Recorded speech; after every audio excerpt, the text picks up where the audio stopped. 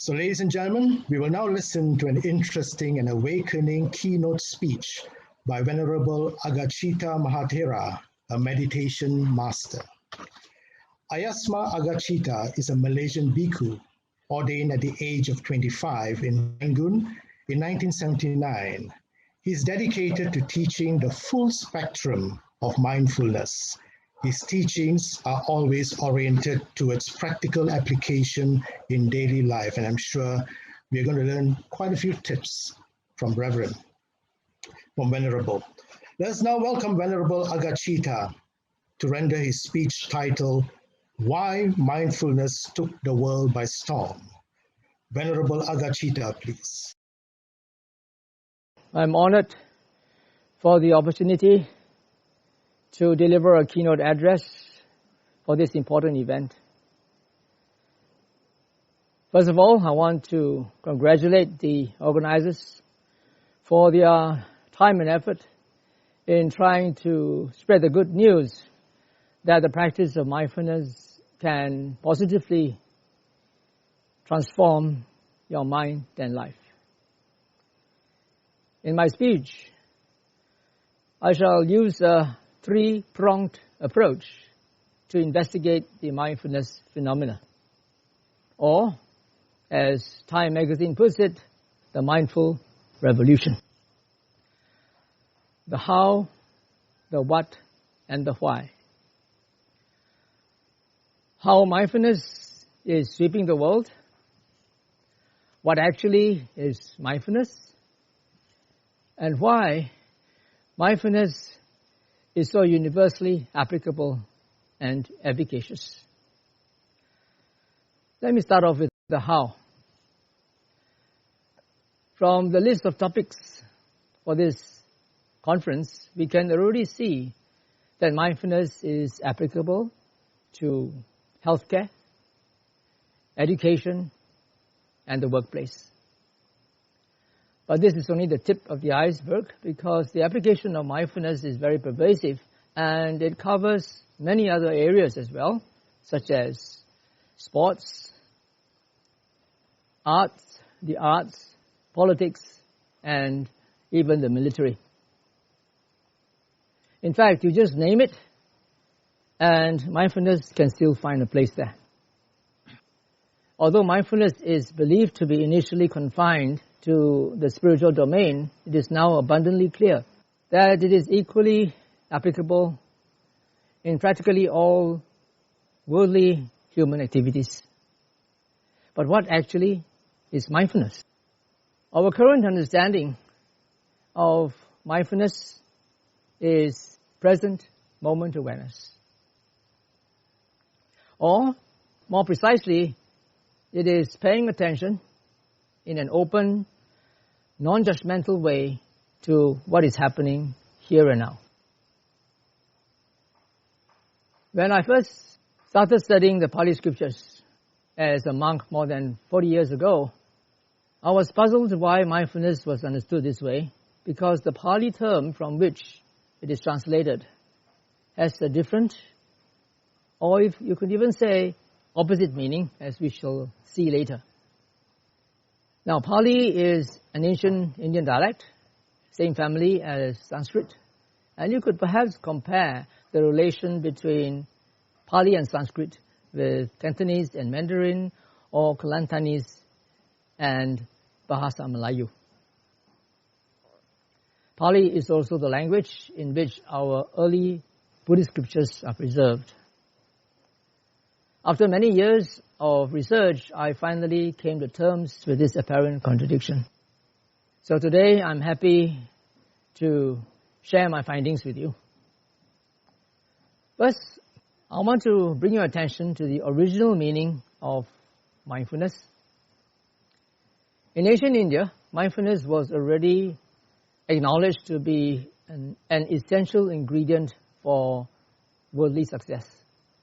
Evidence for this can be found in a conversation between a Brahmin and the Buddha more than 2,500 years ago. This is recorded in our Pali scriptures, and if you are familiar with them, it can be found in the numerical discourses of the Buddha, the Book of Force, Sutta number 35, called Vasakkara Sutta. Vasakkara was a Brahmin and the chief minister of the kingdom of Magadha, which was then ruled by King Ajatasattu, the son of King Bimbisara. One day he approached the Buddha and declared that in his personal opinion, a great person with great wisdom has 4 qualities. What are they? He must be well informed. Secondly, he must be intelligent. Thirdly, he must be mindful. And finally, he must be skillful, hardworking, and quick-witted in the execution and management of his affairs. The 4th quality seems quite obvious, but the first 3 needs a bit of explanation. In Vasakkara's own words, the first quality is one who has heard much. In ancient India, the primary source of information was through speech. So in order to be well informed, you have to listen to what people say. Nowadays, of course, our sources of information are more varied, and so I've translated it as well informed in keeping with our modern circumstances. For the second quality, Vasakkara used the words, one who understands the meaning of what is said. Well, you might have heard a lot, but if you don't understand what people say, that wouldn't count as a quality for great wisdom. And now, with the plethora of information available from the internet, it's even more important for one to have the intelligence to be able to understand what one is accessing from the internet. And also, one needs to have the discretion to distinguish fact from fiction, real information from misinformation or disinformation, and what is relevant from what is not. And talking about relevance, the third quality is what is most relevant for us, because Vasakkara defined a mindful person as one who can remember and repeatedly recall even things that were done and said long ago. This may sound a bit strange to you, because we now understand mindfulness to be present moment awareness. But Vasakkara understood mindfulness as remembrance, which is awareness of the past. We should bear in mind that Vasakkara was a Brahmin and a chief minister of Magadha. So he wasn't a Buddhist, nor was he a spiritual practitioner. And yet, his definition of mindfulness as remembrance and repeated recall of things that were done and said long ago was also used by the Buddha frequently in several suttas. So we can see very clearly that in ancient India, mindfulness was understood as remembrance or awareness of the past. In fact, in the whole of the Pali language in which our scriptures are preserved, there is only one single word for to remember, and that is sarati, and its noun is sati, which should be remembrance or awareness of the past. But now we translate sati as mindfulness and understand it as present moment awareness. So how can we reconcile this apparent contradiction? In order for us to do so, I need to introduce you to the range or scope of mindfulness.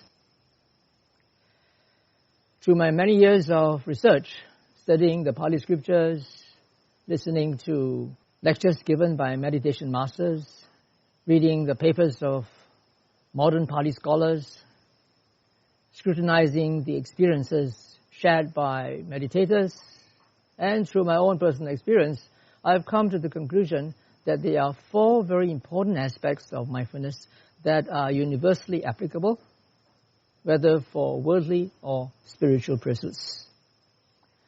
I call them the 4 R's, and all of them are based on the premise that mindfulness is awareness of the past. And what are these 4? Remember, recollect, remind, and retrospect. You remember the information that you are currently collecting, so that later on you will be able to recollect it and then remind yourself to apply it wherever and whenever necessary. I use the word retrospect in a very literal sense because it is made up of 2 Latin words, retro and spect. Retro means back and spect means look. So retrospect literally means look back. So I use it in this way. Retrospect is to look back at what had happened. Let me illustrate with more graphic examples. Let's say a student is studying for her exams. The textbook is open in front of her, and she cannot afford to read the textbook as she would the newspapers or a magazine, flipping through pages to look for things that are interesting. On the contrary, she has to make a deliberate effort to remember or memorize the salient points of the subject, so that later, when she sits for the exam, she will be able to recollect what she had remembered or memorized and answer the exam questions. Many subjects require students to remember or memorize certain principles or formulas. So, the student has to remind herself to apply these principles or formulas wherever necessary. Let's say the student is in the process of studying for the exams, and then she gets bored, and the thought arises of wanting to entertain herself. But she manages to catch this thought, and she reminds herself, hey, wait a minute. I can't afford to be distracted right now. I better focus on my studies. Otherwise, if I don't do well in my exams, then my parents are going to skin me alive, or I'm going to be the laughingstock of my class, or whatever. And so, because she managed to catch that thought and reminded herself, she was able to curtail it and get back to her studies. So this is retrospecting, looking back at what had happened in the mind, because it was an urge, an intention of wanting to entertain herself, perhaps by looking for an interesting video on YouTube or chatting online with a friend. If she had not retrospected, she would have impulsively followed that urge, that intention, and got distracted. And that would have affected her performance in the examination. Although the example I gave you of retrospect here is of the immediate past, retrospect is by no means limited to just the immediate past. It can go further back. For example, a student might wake up very late one day and he rushes to the lecture hall. And while he's there, he suddenly wondered whether he had locked the door when he left his room. So at that time, he would have to recall the sequence of events before and after he left that room in order to ascertain whether he actually did lock it. So that's also retrospecting. But it's not the immediate past, it's something that happened much earlier. And actually there's no limit to this. It can go back further and further to your early childhood or even to past lives. At this point, you might ask, what's the difference between recollect and retrospect?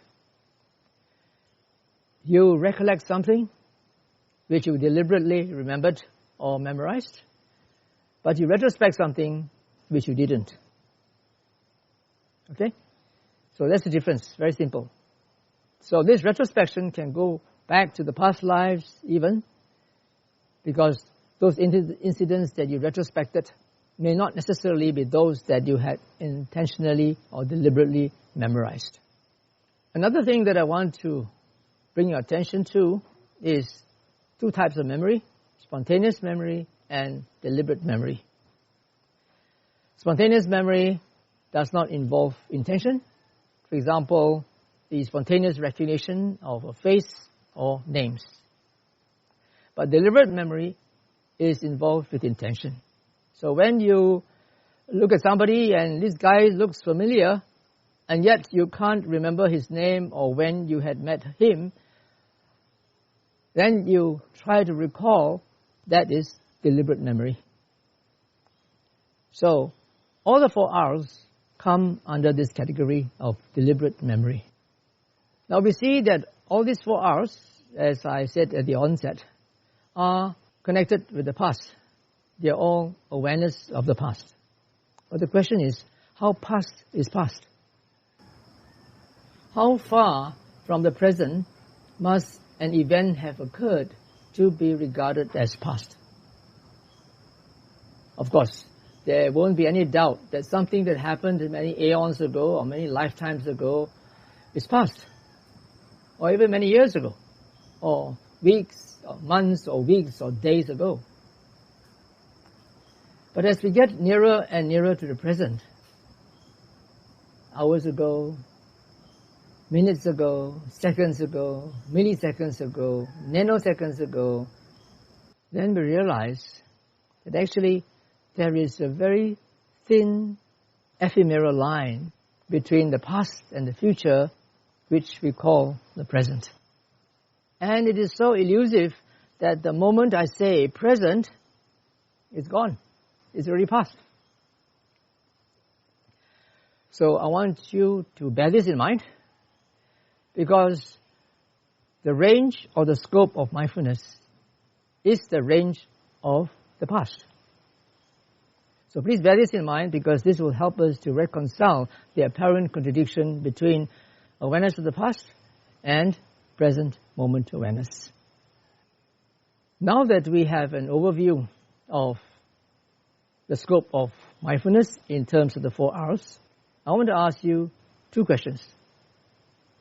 Firstly, do you think that there's anything exclusively religious or spiritual about mindfulness? No, right? All the examples I gave you are worldly. But of course, it can also be applied to spiritual situation. Let's say you want to learn meditation from somebody. Okay, let's say you want to learn meditation from me. Let's do it now, just for a few seconds. Okay? So now I'm giving you instructions. You listen carefully. Sit with your back straight. Relax. Don't close your eyes. Open your eyes, but don't look at the screen. Look beyond the screen. Look beyond the walls in your room, so that everything in front of your eyes become defocused. You can still see colors and shapes, but you can't see their features, their details.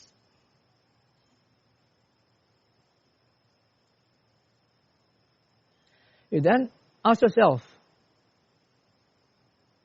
if the mind is not thinking, ruminating, daydreaming, planning, imagining, what can the mind be aware of happening at the senses?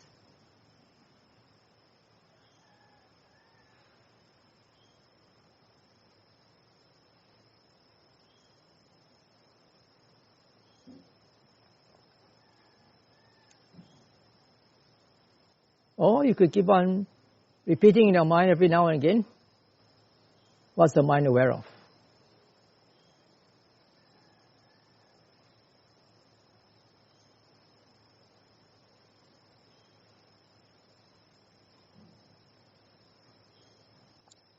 As you do that, then you begin to see that your consciousness widens. Rather than just focusing on what I'm saying, now you are beginning to feel your senses in a more pervasive way. Okay, that's the end of our experiment. So, while you were trying to follow my instructions, were you applying the 4 R's? Of course, right? You were listening intently to what I said, and you were trying to remember my instructions so that you can recollect them and remind yourself to follow instructions. And you also have to look back at the mind, to retrospect, to make sure that the mind is trying to meditate and not indulging in its favorite pastimes of rumination, daydreaming, fantasizing, planning for the future. Okay? So, in sum, we can say that mindfulness is ethically neutral. There's nothing religious or even spiritual about mindfulness. It is ethically neutral, and its ethical quality can only be determined by the motivation behind its activation. Let's say you have grand plans of wanting to create harmony and peace amongst the peoples of the world, and you make use of the 4 R's to achieve your goal. You would agree that that's something very wholesome, isn't it? On the other hand, if you want to divide people, cause disharmony among peoples of different nations so that you can maintain hegemony, that is unwholesome. So, mindfulness is ethically neutral, and its ethical nature can only be determined by the motivation behind it. The second question is, among these 4 R's of mindfulness, where do you think our current idea of mindfulness as present moment awareness can fit in?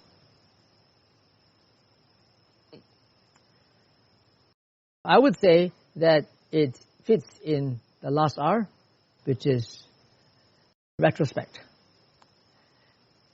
Particularly in the example that I gave you of the student who was studying and who caught her intention of wanting to entertain herself.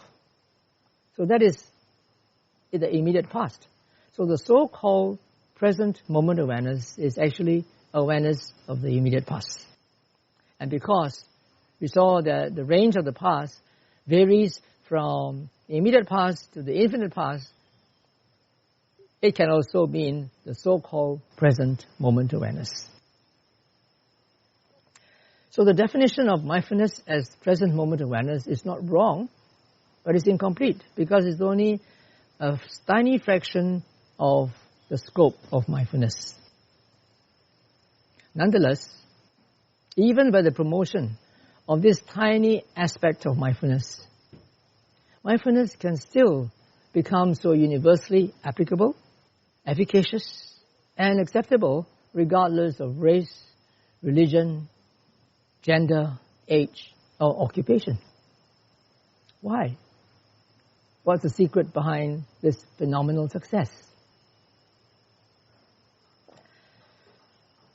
This will bring us to our next section.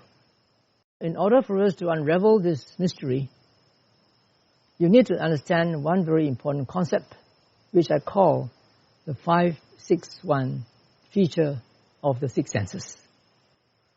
5 refers to the 5 senses. 6 here refers to the 6th sense, which is the mind. And 1 refers to the object that the mind can be conscious of or the mind can take. The 5 senses or the 5 sense faculties are very special. They are very specialized, in fact.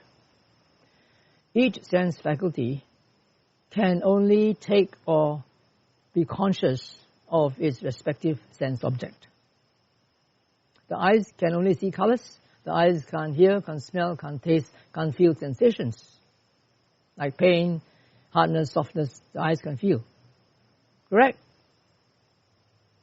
Well, you might agree to the first 3, but not to the 4th one, because you can say, my eyes can smart, my eyes can feel dry, can feel uncomfortable, can feel painful, can feel strained. Why do you say the eyes cannot feel sensations? When I use the word sense or sense faculty in this context, I'm not referring to the whole sense organ, say the eyes. I'm not referring to the whole eyeball, but I'm only referring to that sensitive part of the eyeball that can receive light frequency within a certain range. Right? If you know a bit of biology, you would know that I'm referring to the rods and the cones in the eyes. So, the rest of the eyeball, apart from the rods and cones, actually belong to the body sense faculty. That's why the eyes can feel pain, can feel discomfort, can feel dry. Now, not only are all these five senses very specialized in that they can only be conscious of their specific sense objects, all their sense objects must be in the present moment. Whatever you saw last night in a video, if it is not open in front of you right now, your eyes can't see. Whatever food you tasted before you joined this conference, if that food is not in your tongue, you cannot taste it. It must be right here, right now. But the mind is different. The mind can take objects of the past, present, future, and beyond. The mind can take all the objects of the five senses and also objects which the five senses cannot take. For example, concepts, ideas. These are imperceptible by the five senses. You all will know, if you study biology, that as long as the mind is dependent on the five senses to perceive the environment, it is never in the actual present moment. It is always in the past. It's a few milliseconds or even nanoseconds away. Now, take a look at this diagram. This is an animated GIF used for school children in the UK to teach them about visual perception. You see, the light rays hit the eyeballs and they go through and they hit the retina. And in the retina, you have all these rods and cones. And once they are stimulated, they will send a signal through the nerves to the brain. And there, the brain will start to fire neurons so that different parts of the brain can collaborate to make sense out of that raw data received from the eyes. That takes quite some time. I know it might just be a few milliseconds ago or a nanosecond ago, but still, when you talk about the micro level, it is not in the present. The mind is always behind time. It is interpreting the information that has been relayed from the sense faculties to the brain. So when can the mind be actually aware of present objects? When the mind is thinking about past events, that's ruminating. Yeah, that's all concepts. But it's still thinking about the past. But the mind can also build concepts based on past experiences into new ones. And that happens in the present moment. When the mind is independent from the five senses, then it can take present objects. I can give you two examples of that. First is of a meditator. Say there's a talented meditator who goes to a retreat center to meditate for maybe a week or so. And in the course of a meditation, she had very good meditation going. Her mind was very peaceful and calm and focused. And then the thought arose in her of wondering what the son was doing at home. Is he doing his homework, or is he playing computer games, or what? But because her mind was well developed in a meditative state, the moment she thought about this, then a vision appeared in her mind's eye. She could see the son playing computer games in his room with the clock hung on the wall. And she could see the time very clearly.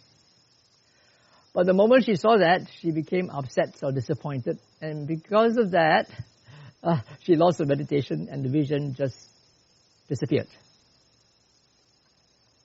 Later on, after she left the retreat, went back home, she verified with the son that this was exactly what happened at that particular time. So this is an allocation of how the mind can take present objects. Because it is independent of the five senses. The five senses are in the meditation center, but the mind was able to take objects that was happening in another place at home. But I must warn you, don't harbor false expectations that if you meditate, you're going to get the same ability. Because this is something very rare. That's why at the onset I said, a talented meditator. It's just like you have talented athletes, talented musicians, talented artists. They don't have to go to any special tuition. They can just do it intuitively by themselves. So there are some meditators who are like that. So this is quite a rare ability. Don't think that everyone can do that. Now, going on to the next example. I'm sure many of you have heard of near-death experiences, where patients were declared clinically dead or even brain dead. And then maybe for a few minutes or a few hours or even a few days sometimes. And then later they came back to life. They were resuscitated somehow. And they claimed that during that period when they were supposed to be dead, they were very much alive. Some say that they were up on the ceiling looking down at the surgeons, at the emergency team, trying frantically to save them, to resuscitate them. Some could even hear the conversations that were going on between the team. Some could describe in detail of the procedures that were being executed at the time, which normal lay people would not be able to understand or even remember. And in more rare cases, some of them could even read the minds of the emergency team as they tried to resuscitate the body. So again here, you can see that mental activity can still happen when all the five senses are dead. Although neuroscientists believe that the brain is the mind, such cases show you that it is not so. Although there can be a correlation between mental activity and neural activity, it is not always the case. The mind can still function independent of the brain in special circumstances. Now let's talk about the future. The human mind has the potential to be conscious of events that will happen in the future, but for the majority of people, this potential has not been realized because we are too bogged down by the objects of the five senses and by our intellect. However, there are some people who are naturally talented to have extrasensory perception, where they can have premonitions of what will happen in the future. They can sometimes see visions of that future event in their mind's eye, or sometimes they can just have a feeling that such an event will occur. Then there are also very highly attained yogis who can have the ability to see into the future. So I said that the mind can also be aware of things beyond past, present, and future. This refers to the awakening experience of people who are enlightened. There is something beyond the five senses and beyond time. The mind, although it's so powerful, for normal people, can only take one object at a time.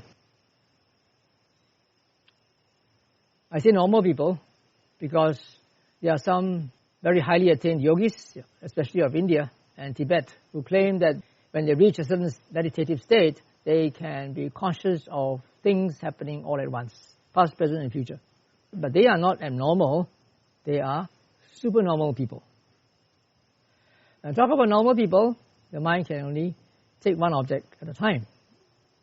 Then you might object and say, well, I can do multitasking. I can do many things all at once. For example, now I'm sitting here looking at you, I'm listening and I'm understanding. Isn't that multitasking? Isn't that doing many things? Isn't the mind aware of many things all at once? Neuroscientists have conducted experiments by, first of all, they wire the brains of their subjects. And then they connect that to the computers and monitor their brain activity while the subject is being put to a multitasking job. And their findings show that the brain can only do one thing at a time. When the subject changes from one task to another different task, then a different part of the brain is being stimulated. So multitasking is an illusion, not the real thing. It's more apparent than real. In fact, some scientists believe that multitasking is bad for your brain because it was not designed for that. But again, remember that the brain is not the mind, but there can be a correlation between mental activity and brain activity. So, now that we understand this 5-6-1 concept or feature of the six senses, we can draw two very significant conclusions. First conclusion is that the actual present moment awareness can only happen at the five senses, not in the mind. As long as the mind is still dependent on the five senses, the mind is always in the past, the immediate past. The second conclusion is that if we anchor the mind to the five senses, then it can be extracted from irrelevant, unproductive mental activity. The first conclusion is pretty simple to understand. This one might need a little bit of explanation if you cannot understand the rationale. Since the mind can only take one object at a time, if you anchor it to the five senses, which are always in the present moment, then the mind will be so busy in the immediate past that it wouldn't have the time to go beyond that. It wouldn't have the time to go back to the intermediate past or the distant past and make projections of what might happen or might not happen in the future. But this needs training. So when the mind has been trained to continually anchor itself to the five senses, when it is not engaged in any productive mental activity, then it will generate a very beneficial state of mind, which I call composure. Composure is the ability of the mind to pay attention without being distracted by extraneous, unproductive, irrelevant thoughts, feelings, and perceptions.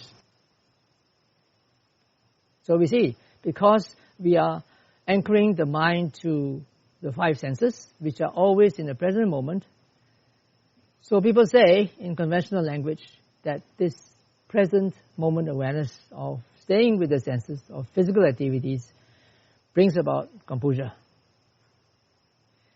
Composure is a very beneficial state of mind because when you reach that state, it becomes very peaceful because you are no longer disturbed by extraneous, irrelevant, unproductive thoughts, feelings, and perceptions. Most people translate this as concentration. In Pali, they say samadhi. But I prefer to translate as composure because concentration can have some misleading connotations. So this beneficial state of mind, in turn, will bring about clarity of mind, and that clarity of mind will improve the efficiency of whatever you are doing. So it doesn't matter what you are doing, regardless of gender or age or occupation. If you practice so-called present moment awareness, your mind will become composed, and because it's composed, you have clarity of mind, and that will improve your efficiency. So that is the jackpot. That is why mindfulness took the world by storm. Even by the promotion of a tiny aspect of mindfulness, mindfulness can still be so universally applicable, efficacious, and acceptable. In fact, the easiest way to get composure is by engaging yourself in some demanding physical activity. Now I want you to watch and listen to this video carefully. Being in the moment, is what attracts me to it. It's very not stressful. There's nothing else. There's no tomorrow. There's no yesterday. You're just like right in the moment.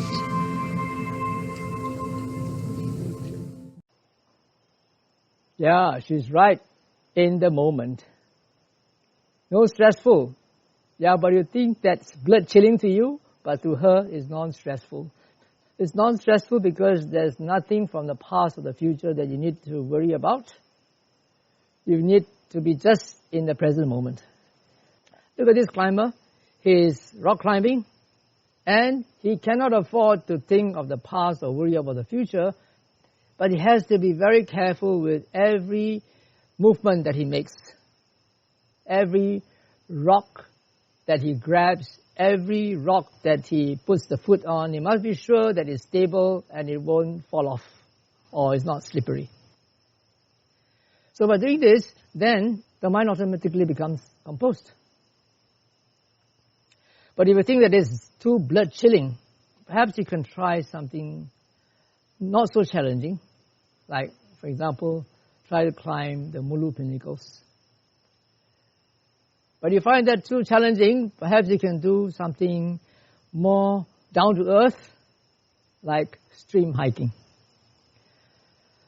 I conduct mindful hiking retreats, and there are some people, some participants, who have done the normal sit-walk retreats before, meditation retreats, where you go to a retreat center, you sit and walk and sit and walk the whole day. And they say that when you go mindful hiking, especially when you are negotiating challenging terrain, slippery and steep, then you are immediately composed, and that beats doing a normal sit-walk retreat. Because for the first few days of a sit-walk retreat, your mind will have a lot of baggage, and the mind will either be very restless or very sleepy. But for a mindful hiking retreat, in the first hike of the day, of the whole retreat, you are already very alert and alive and mindful and composed. So, if you're thinking of wanting to compose your mind, choose a physical activity which you can do. Stream hiking is a very interesting mindful activity because the rocks can be slippery or they can be loose. They can be huge. You think it's stable, but if you put your weight on it, you might just topple over and you fall into the water. You don't only get drenched, but you might hurt yourself because you don't know how deep the water is or what's underneath. But if you can't go stream hiking, go swimming. If you can't swim, go join a fitness activity. A fitness activity in the gym, and that will also keep your mind focused on the five senses. If you can't do that, then you should do something very simple that everyone can do. Go for a jog in a park. Now, since composure is so important, I will give you a bonus. I've already answered the question. I've already given you the jackpot, why mindfulness took the world by storm. But now I want to give you a bonus because I composed an acronym on how to compose the mind. Because composure is so important. And it is called Ada Anchor. In Malay, Ada means have, and Anchor means anchor in English. So this first A represents two important points. First, that you must have the right attitude. And the right attitude is based on acceptance. You accept the fact that whatever happens is a product of causes and conditions. It's already well established in the scientific community that all the physical things in this world have causes and conditions. But the mental world is different because it is not within the domain of the scientific community, although they are trying to do so now through neuroscience and conducting experiments with meditators.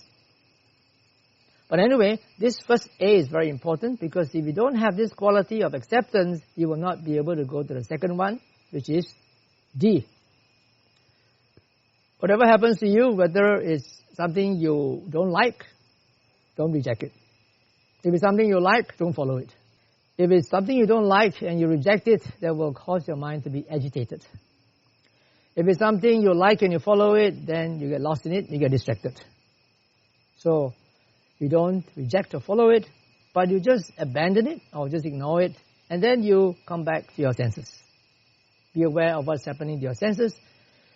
And you can be seeing, hearing, smelling, tasting. You could be sitting, being aware of a body. For example, right now you're looking at me, you're looking at the screen, but at the same time, you can also be aware of the sense of being seated.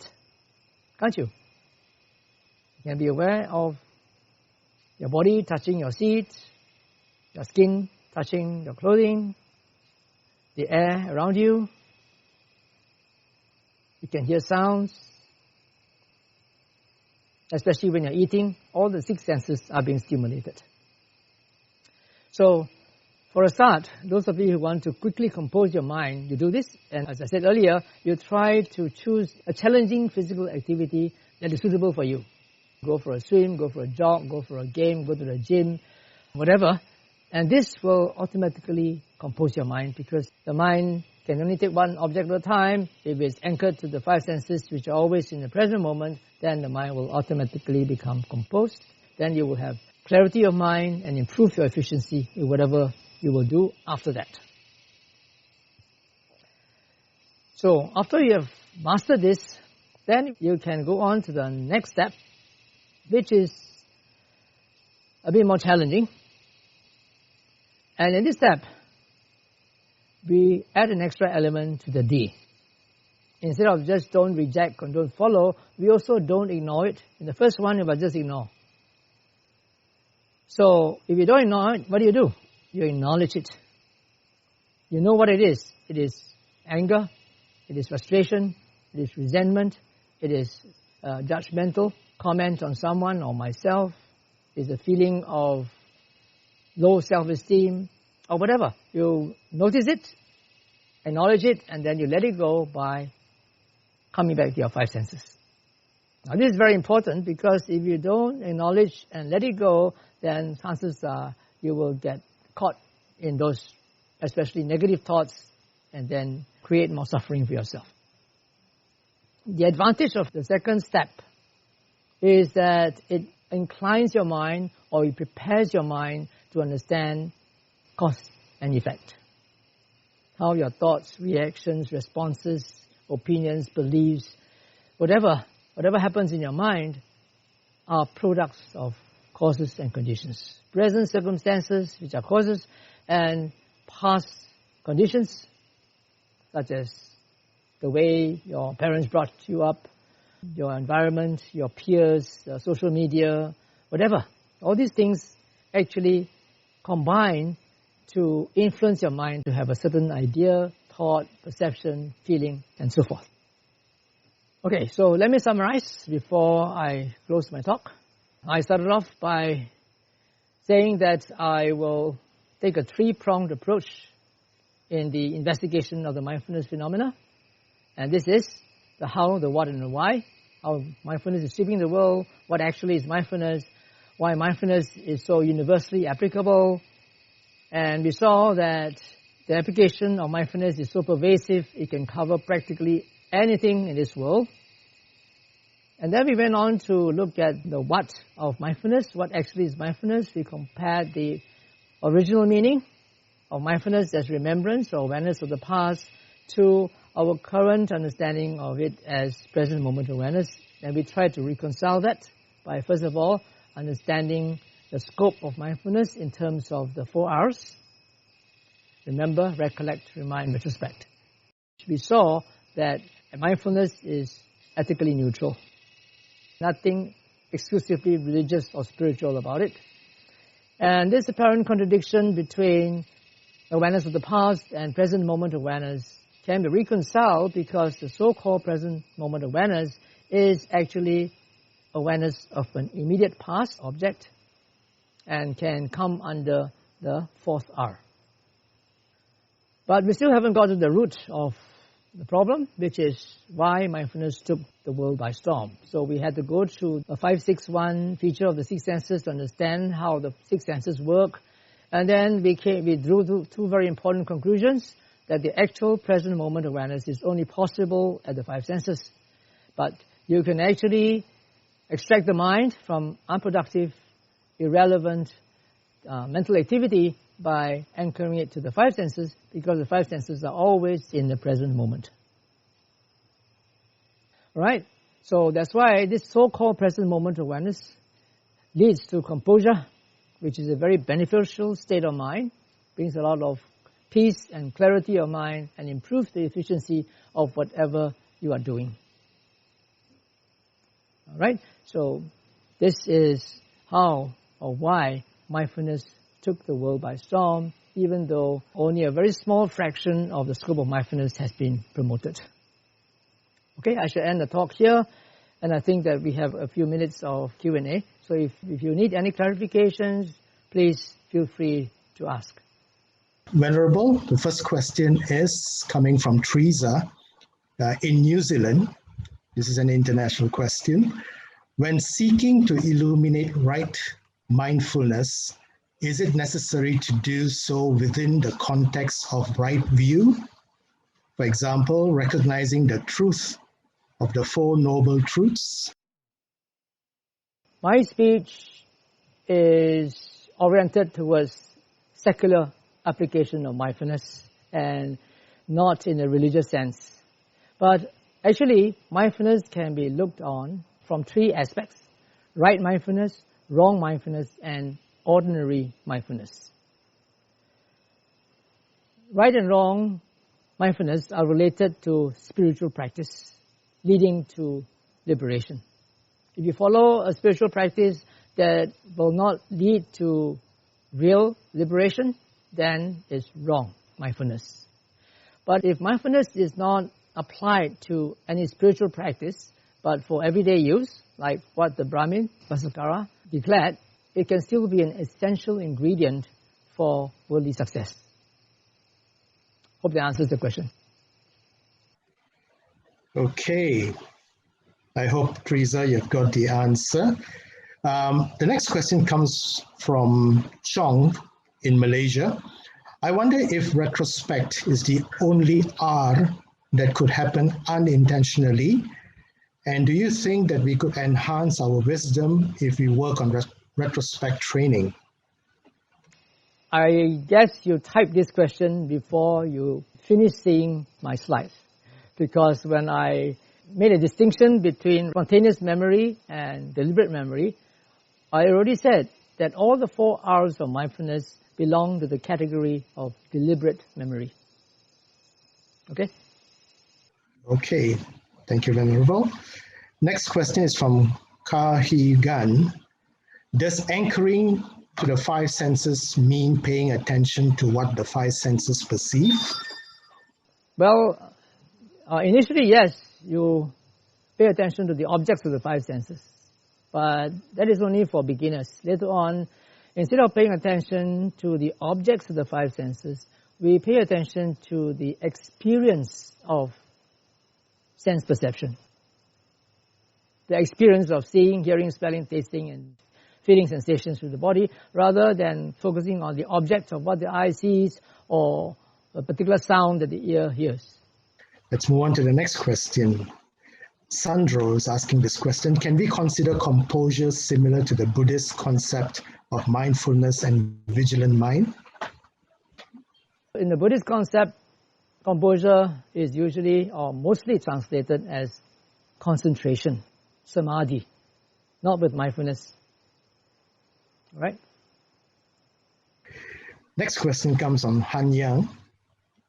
Can I say in a mindfulness approach for mental health, once you master the skill of being present, the ADA anchor concept that you share, it is always encouraged to go back to the past, to revisit the past event and let it go?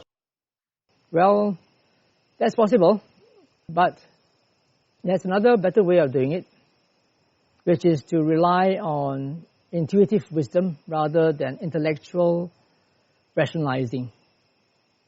It really depends on whether you have the time to spare in order to get that intuitive wisdom. I can share with you an experience of one of my students. She is someone from Europe.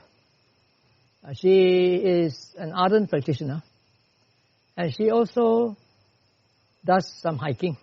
She seems that she's quite good at hiking, and when she goes on a hike with people, she would usually reach the top first, but she will be the last to come down. Because she said that there's this uneasy feeling when she comes down of being very self-conscious. Not because she's clumsy, because she's quite agile, but she just cannot figure out why she would always be the first to get up to the top and yet the last to come down, and feeling very self-conscious about it, very diffident. She wrote me an email, and the moment I read that email, I had already sort of known the answer. I said, if you had really been mindful of what you were doing when you climbed down the hill, such thoughts would not have arisen. It is probably because there is some childhood trauma that you had. It's in your subconscious which you haven't perceived that is influencing that spontaneous response. Since she was a practitioner, when she read my email for the first time, it rang a bell in her mind. And then she read it the second time, and when she reached that sentence again, suddenly she had a vision of what happened to her in her childhood. Now she's around maybe early 40s. So she said that when she was about 12 years old, she rolled down the slope and got trapped under the family's Citroen car, under the undercarriage.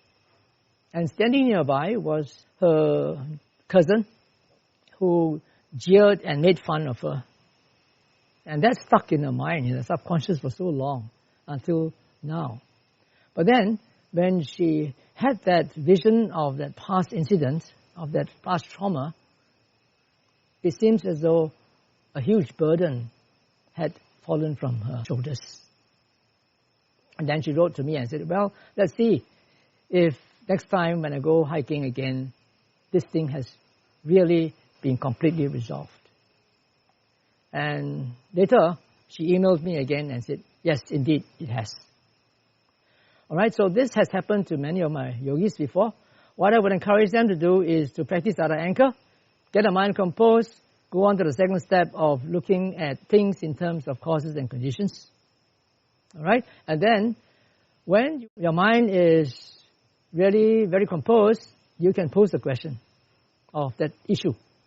Why do I have this phobia for this thing for inexplicable reason? I can't figure out why I have this phobia or why I have this sort of reaction. So they just pose that question and they don't try to investigate it intellectually. They just pose the question, put it aside, and come back to the anchor. And then eventually, not necessarily immediately, later on in the day, the answer will just pop up and their problem is resolved absolutely. Okay, I think that's all the time that we have. Okay, I think that's the time that we have, Venerable. Thank you so much once again for that very informative talk. Wishing you a pleasant day. Thank you. Stay safe and take good care. Right, thank you. Thank you, Bhante.